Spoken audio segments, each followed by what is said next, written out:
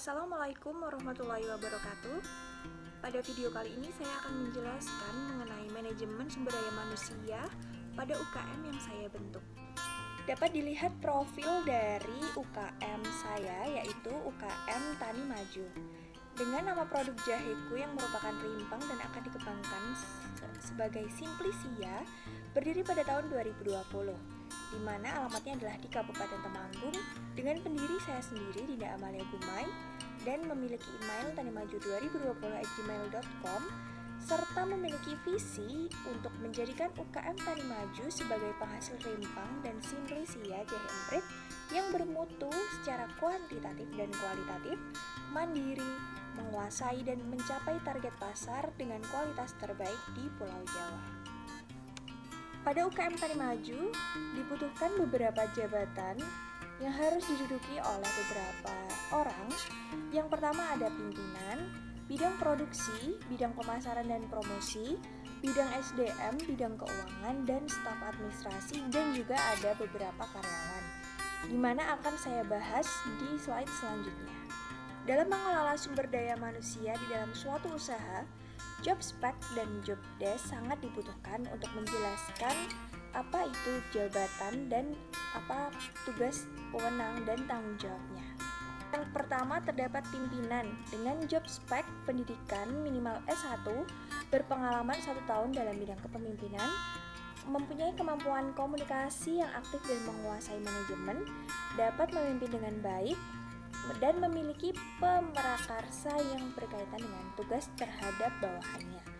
Dan job desk dari pimpinan itu sendiri yaitu bertanggung jawab atas seluruh kegiatan, kinerja, dan prosedur-prosedur yang dipergunakan, serta mengawasi dan mengendalikan seluruh kegiatan, mengatur seluruh sistem manajemen yang ada, dan memperhatikan kesejahteraan sosial ekonomi karyawan. Kemudian terdapat bidang produksi. Bidang produksi ini memiliki job spec usia 20-28 tahun, pendidikan minimal SMA atau SMK, berpengalaman dalam produksi khususnya budidaya dan pasca panen, memiliki kemampuan bekerja sama yang baik, mampu berkomunikasi dengan baik. Dan job desk dari bidang produksi ini sendiri yaitu bertanggung jawab atas seluruh kegiatan produksi, mengontrol dan memonitor semua pekerjaan produksi dan mutu produksi, serta menghandle bahan baku dan sejenisnya. Lalu terdapat bidang promosi dan pemasaran, di mana mempunyai job spec yaitu usia 20-28 tahun, minimal pendidikan SMA atau SMK, diutamakan berpengalaman dalam pemasaran, memiliki kemampuan berkomunikasi yang baik, mampu berkomunikasi yang baik, di mana job desk-nya yaitu bertanggung jawab atas seluruh kegiatan pemasaran, mengontrol dan memonitor semua pekerjaan produksi dan mutu produksi, dan menyusun strategi pemasaran. Kemudian terdapat bidang SDM dengan job spec usia 20-28 tahun, lulusan S1 dengan semua jurusan, dan diutamakan lulusan memiliki kemampuan dan pengalaman dalam mengelola SDM itu sendiri, serta memiliki keahlian khusus dalam berkomunikasi dan mengkoordinir orang lain. Job desk dari bidang SDM ini yaitu mengelola dan mengembangkan SDM, membuat dan memelihara sistem HR yang efektif dan efisien, merekrut karyawan, melakukan kegiatan peningkatan kemampuan karyawan, bertanggung jawab atas absensi, perhitungan gaji, bonus, dan tunjangan, serta memonitor, mengukur, dan melaporkan permasalahan, rencana, dan peluang pengembangan SDM. Kemudian terdapat bidang keuangan dengan job spec dan job desk yang sudah tertulis ada di layar. Job spec berusia 20-28 tahun, minimal pendidikan SMA atau SMK, diutamakan kelulusan dengan keuangan atau akuntansi, memiliki kemampuan mengelola Microsoft Office terutama Excel, dan mampu berkomunikasi dengan baik. Kemudian untuk job desk-nya adalah bertanggung jawab atas seluruh kegiatan keuangan, menyusun buku keuangan, pengeluaran, pemasukan, arus kas, dan lain sebagainya. Kemudian untuk menyusun laporan keuangan itu sendiri. Kemudian terdapat staf administrasi dengan job spec usia 20-28 tahun, minimal lulusan SMA atau SMK, memiliki kemampuan dalam mengelola Microsoft Office, rajin, teliti, dan tekun, serta mempunyai kemampuan komunikasi yang baik. Jobdesk dari staf administrasi yaitu bertanggung jawab atas seluruh kegiatan administrasi serta menyusun laporan dan sebagainya. Kemudian terdapat digital marketing. Digital marketing ini berfungsi untuk mendukung promosi dan pemasaran, di mana job speknya adalah usia 20-28 tahun, minimal SMA atau SMK, memiliki kemampuan dalam mengelola aplikasi digital untuk marketing dan pendesain digital, dan disarankan untuk yang kreatif dan inovatif dalam mendesain untuk promosi. Kemudian untuk jobdesknya sendiri yaitu bertanggung jawab atas seluruh kegiatan pemasaran digital, membuat media promosi digital dan non-digital, serta menjadi admin digital. Dan yang terakhir terdapat karyawan. Untuk karyawan itu mempunyai job spek usia 20-28 tahun, minimal pendidikan SMA atau SMK, memiliki kemauan belajar dan bekerja tinggi, dapat bekerja dalam tim, dan yang terpenting bersedia diseleksi dan ditempatkan di bidang manapun. Untuk karyawan tidak ada syarat khusus untuk bidang apa, karena nanti akan ada training dan akan diseleksi, di mana nanti karyawan tersebut akan ditempatkan sesuai bidang dan sesuai kemampuannya. Untuk jobdesk karyawan sendiri yaitu bertanggung jawab atas bidang yang diampu, bekerja sama dengan atasan bidang yang diampu untuk mengelola kegiatannya, kemudian untuk memonitor, mengawasi, dan mengevaluasi jalannya pekerjaan sesuai bidang yang diampu.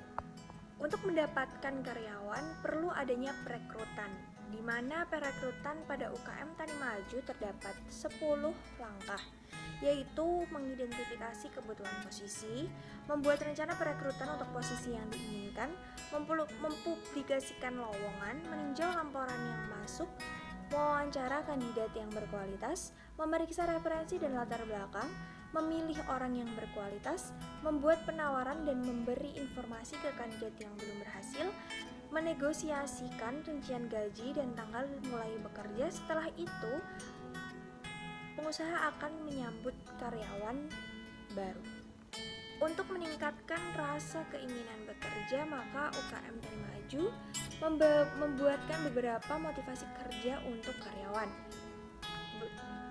yaitu menerapkan ketentuan pemerintah mengenai ketenagakerjaan. Jadi, untuk pelaksanaan di dalam UKM Tani Maju tidak ada penyelewengan karena akan sesuai dengan ketentuan pemerintah.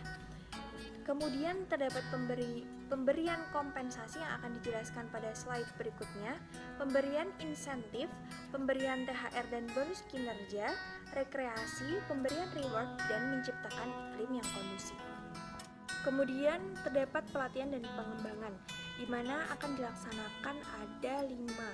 Yang pertama yaitu skill training untuk melatih keahlian karyawan itu sendiri sesuai bidangnya, retraining atau pelatihan ulang untuk peningkatan kecakapan, cross functional training ini berfungsi untuk melatih karyawan supaya dapat bekerja dalam bidang lain, dan ada tim training atau pelatihan tim untuk dapat meningkatkan kerjasama tim.